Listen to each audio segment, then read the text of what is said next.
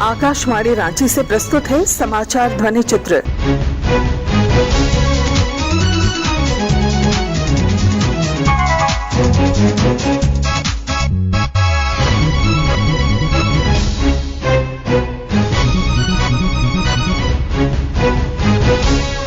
इस अंक में G20 शिखर सम्मेलन, आयुष्मान भव अभियान और PM विश्वकर्मा योजना।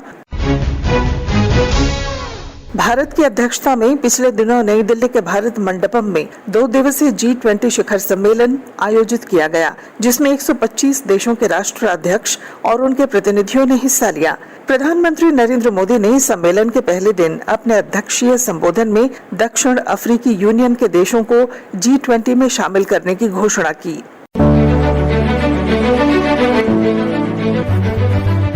कोविड-19 के बाद विश्व में एक बहुत बड़ा संकट विश्वास के अभाव का आया है।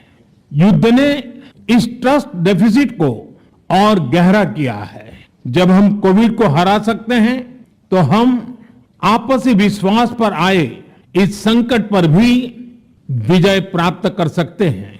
आज G20 के प्रेसिडेंट के तौर पर भारत पूरी दुनिया का आह्वान करता है कि हम मिलकर सबसे पहले इस ग्लोबल ट्रस्ट डेफिसिट को एक विश्वास, एक भरोसे में बदलें।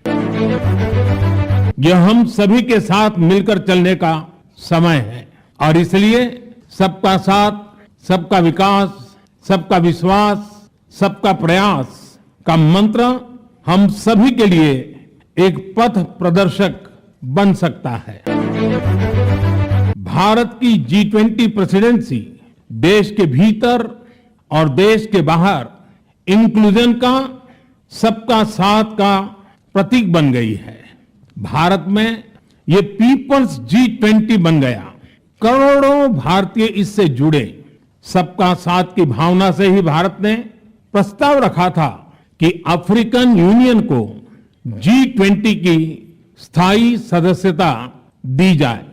मेरा विश्वास है कि इस प्रस्ताव पर हम सबकी सहमति है। आप सबकी सहमति से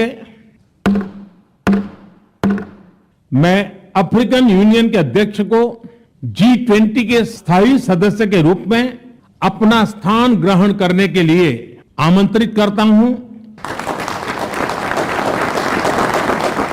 सम्मेलन के अंतिम दिन G20 देशों के संयुक्त घोषणा पत्र जारी किया गया।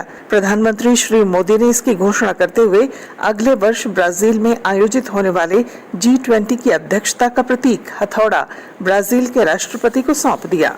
नई Delhi G20 leaders summit declaration पर सहमति बनी है।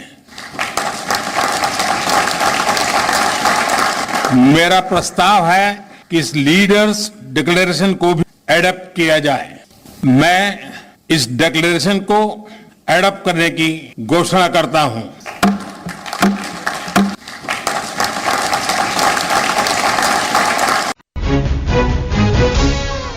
राष्ट्रपति द्रौपदी मुर्मू ने पिछले बुधवार को गुजरात के गांधीनगर से राष्ट्रव्यापी सेवा योजना आयुष्मान भव अभियान की शुरुआत की। पेश है अभियान से संबंधित एक रिपोर्ट। सर्वे भवन्तु सुखिनः, सर्वे सन्तु निरामया, सर्वे भद्राणि पश्यन्तु, मां कश्चित् दुःखभाग् भवेत्।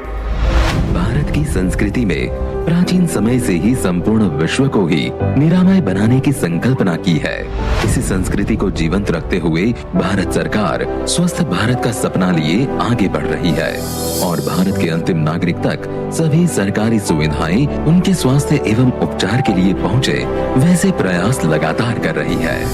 और इसी प्रयास को आगे बढ़ाते हुए स्वास्थ्य एवं परिवार कल्याण मंत्रालय 17 सितंबर से प्रारंभ हो रहे सेवा पखवाड़ा के तहत आरंभ कर रहा है आयुष्मान भव अभियान।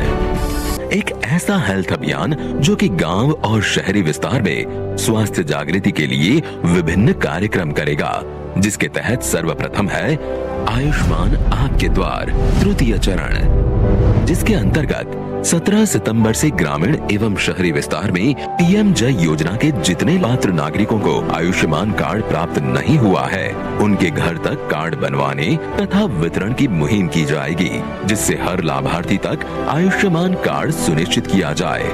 उसके साथ ही होंगे आयुष्मान मेले। सितंबर की 17 तारीख से हर आयुष्मान भारत हेल्थ एवं वेलनेस सेंटर पर साप्ताहिक मेले का आयोजन होगा, जिसका मुख्य ध्येय होगा स्वास्थ्य संबंधी सरकारी योजनाओं से लोगों को जागरूक करवाना।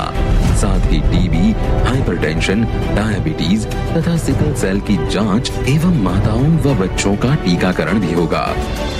इसके उपरांत मुफ्त दवाई वितरण के साथ सीएचसी लेवल पर मेडिकल कॉलेजों के योगदानों से भी मेलों का आयोजन किया जाएगा। आयुष्मान भव के तृतीय घटक में आयोजित होगी आयुष्मान सभा। 2 अक्टूबर को ग्रामीण स्वास्थ्य, स्वच्छता एवं पोषण समिति VHSNC ग्रामीण लेवल पर आयुष्मान सभाएं आयोजित करेंगी। आयुष्मान कार्ड एवं आभा आईडी कार्ड का वितरण किया जाएगा। 17 सितंबर से 2 अक्टूबर तक चलने वाला ये सेवा पखवाड़ा लेकर आया है आशीर्वाद समान आयुष्मान भव अभियान।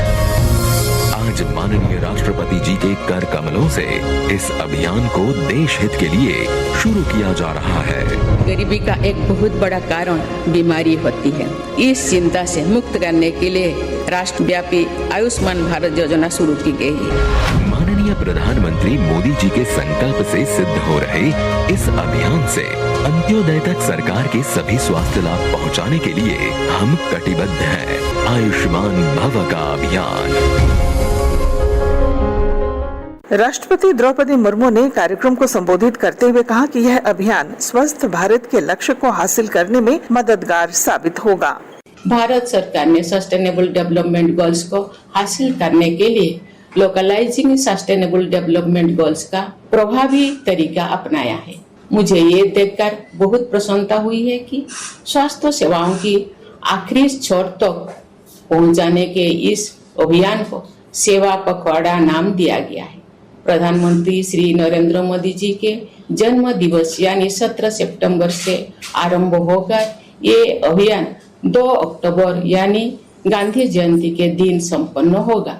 महात्मा गांधी के अंत्योदय के विचार को प्रधानमंत्री जी ने अपने गतिविधियों में केंद्रीय महत्व दिया है।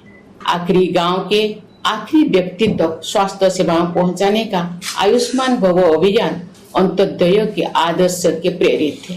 केंद्रीय स्वास्थ्य मंत्री मनसुख मांडविया ने इस अभियान के बारे में जानकारी देते हुए कहा, आदरणीय राष्ट्रपति महोदया जी आयुष्मान भव अभियान की शुरुआत कर रही है, जिसमें 3 अलग अलग ड्राइव चलाई जाएगी।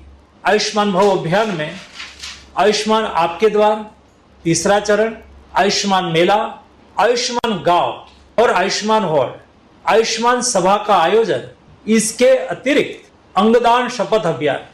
हम सब लोग सेवा पखवाड़ा में अंगदान के लिए शपथ ले और रजिस्ट्री में नोंद करें कि मैं प्लेज लेता हूं कि मेरे मृत्यु के बाद मेरा अंगदान किया जाए। आदरणीय प्रधानमंत्री जी के जन्मदिवस 17 सितंबर से 2 अक्टूबर तक चलने वाले सेवा पखवाड़े में यह सभी संगठन भी इस अभियान से जुड़कर एक नया कीर्तिमान बनाएंगे।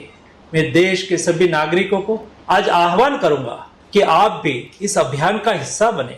इधर राजधानी रांची स्थित राजभवन में अभियान को लेकर कार्यक्रम आयोजित किया गया। राज्यपाल CP राधाकृष्णन ने अपने संबोधन में कहा, आयुष्मान भव is not just a phrase, it is a guiding principle encompassing the essence of the healthy and fulfilling life.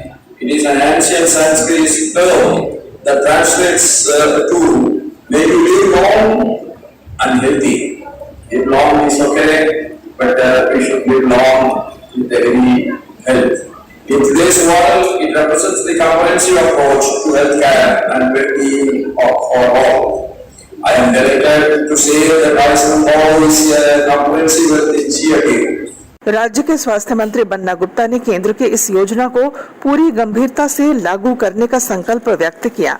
मैं भी चाहता हूं कि ये योजना सफलीभूत हो और जिस आशा उद्देश्य के लिए ये आयुष्मान भव योजना की शुरुआत महामहिम राष्ट्रपति महोदया के कर कमलों द्वारा की गई है।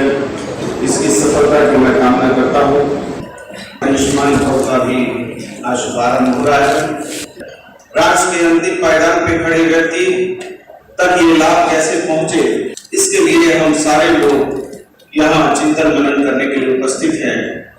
हम सारे लोग इस उद्देश्य के लिए कृत संकल्पित हैं और हमारा लक्ष्य 2,69,00,000 लोगों को इस योजना से लाभान्वित करने का है। इसका मतलब है कि 1,57,00,000 अभी भी वैसे लोग हैं जिन लोगों को इस योजना से हमको जोड़ने के लिए और ज्यादा मेहनत करने की आवश्यकता है।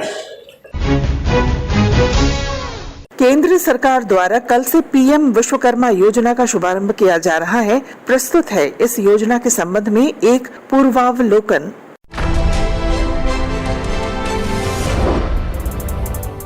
जो परंपरागत कौशल्य से रहने वाले लोग, जो औजार से और अपने हाथ से काम करने वाला वर्ग है, हमारे सुथार हो, हमारे सोनार हो, हमारे राजमिस्त्री हो, हमारे कपड़े धोने वाले काम करने वाले लोग हो, हमारे बाल काटने वाले भाई बहन परिवार हो, ऐसे लोगों को एक नई ताकत देने के लिए विश्वकर्मा जयंती पर विश्वकर्मा योजना लॉन्च करेंगे।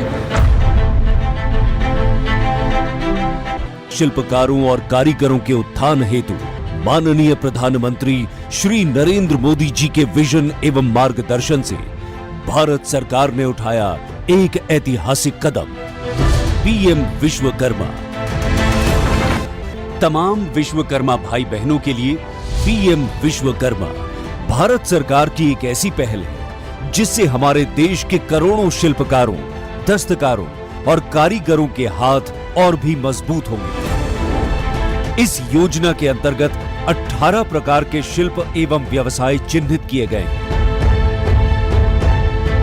पीएम विश्वकर्मा द्वारा अपने हाथों और औजारों के बल पर कार्य करने वाले विश्वकर्मा भाई बहनों को आत्मनिर्भर बनने और उन्हें विकास की मुख्य धारा के प्रवाह के साथ जोड़ने के लिए कम ब्याज पर आसान ऋण, कौशल वर्धन, विपणन सहायता जैसे लाभ दिए जाएंगे। शिल्पकार एवं कारीगर मित्र अपने मोबाइल नंबर और आधार कार्ड द्वारा अपने नजदीकी कॉमन सेवा केंद्र यानी CSC द्वारा पंजीकरण के लिए आवेदन कर सकते हैं। सफल पंजीकरण पर विश्वकर्मा मित्रों को एक सर्टिफिकेट तथा ID कार्ड दिया जाएगा जो विश्वकर्मा मित्रों को पहचान एवं उचित सम्मान दिलाएगा। कौशल मूल्यांकन के बाद 15,000 रुपए तक की टूल किट सहायता प्रदान की जाएगी। इसके बाद लाभार्थी बुनियादी कौशल प्रशिक्षण ले सकते हैं। प्रशिक्षण के दौरान उन्हें प्रतिदिन 500 रुपए का स्टाइपेंड दिया जाएगा। बुनियादी कौशल प्रशिक्षण के पूरा होने पर कारीगर और शिल्पकार पहली किश्त में बिना किसी गारंटी के सिर्फ 5% ब्याज पर 1 लाख रुपए तक का ऋण प्राप्त कर सकते हैं। दूसरे वित्तांश के रूप में 2 लाख रुपए तक ऋण भारत सरकार द्वारा दिया जाएगा। इस योजना के माध्यम से अब विश्वकर्मा की न केवल आय में वृद्धि होगी बल्कि उत्पाद क्षमता भी बढ़ेगी। पीएम विश्वकर्मा देश को आत्मनिर्भर बनाने की ओर एक महत्वपूर्ण कदम है। इसकी अधिक जानकारी के लिए pmvishwakarma.gov.in या अपने नजदीकी कॉमन सेवा केंद्र पर संपर्क करें।